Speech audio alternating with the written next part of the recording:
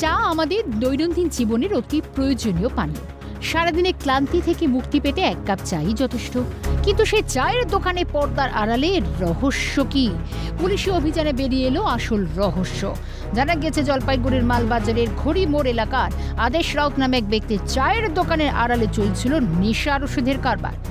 রাতলি চায়ের দোকানে ভিড় বাড়াতো বহিরাগতরা। সন্দেহ হতে কিছুদিন তার গতিবিধির ওপর নজর রাখছিল পুলিশ। শনিবার রাতে আচমকা আইসি সমীর তামাংয়ের নেতৃত্বে হানা দেয় মালবাজার থানার পুলিশ। মালবাজারের বিডিও রশ্মিদীপ্ত বিশ্বাসের উপস্থিতিতে তল্লাশি শুরু হতেই উদ্ধার হলো স্টেরয়েড জাতীয় ট্যাবলেট এবং কফ সিরাপ। আমরা তো জানতাম যে এখন করে না, আগে তো দুইবার গেছিল, তারপরে ভাবছিলাম যে বন্ধ করে দিয়েছিল, কিন্তু এখন তো আমরা জানি না করে, কিন্তু আগে করতো যে দুইবার ধরা পড়ছিল। এখানে তো আসে থাকারই উচিত না, এখানে তো আমরা ঢুকতেই দিব না।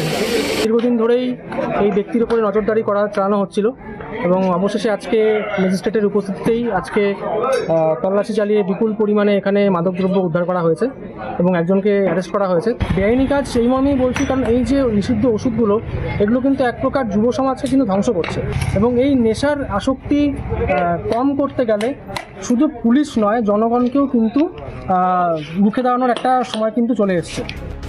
ঘটনায় অভিযুক্ত আদেশ রাউতকে গ্রেপ্তার করেছে পুলিশ। পুলিশের খবর ধৃতকে রবিবারই জলপাইগুড়ি আদালতে পেশ। পুলিশের হেফাজতের আবেদন মালবাজার থানার পুলিশের। প্রসঙ্গত এর আগেও ধৃত ব্যক্তিকে দুবার গ্রেপ্তার করে মালবাজার থানার পুলিশ। জলপাইগুড়ি থেকে তিতাস পালের রিপোর্ট, ক্যালকাটা নিউজ।